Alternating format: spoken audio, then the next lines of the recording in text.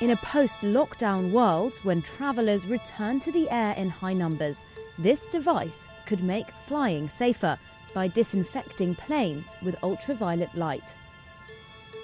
It's called the Germ Falcon, a robotic tool with collapsible wings no bigger than a food trolley that can be pushed down an aisle, emitting UVC light onto surfaces of the cabin that may have germs transmitted by passengers. The Germ Falcon is intended to be stationed at the airport. And as the plane comes in, the passengers will get off, the cleaning crew will come on and do what they normally do. They'll pick up the trash, they'll wipe up the spills, and then the final step will be this terminal disinfection with the Germ Falcon system.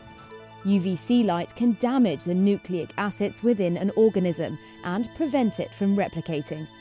It's a fairly common disinfectant in hospitals and laboratories, experts say, but not in the air.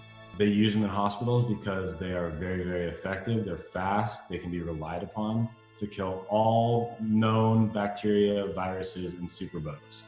The California-based company created Germ Falcon in 2014, but hasn't had the demand for it until now. The US Centers for Disease Control and Prevention last month issued new guidelines for cleaning aircraft, but UVC as a disinfectant was not among them. The hope is that will change.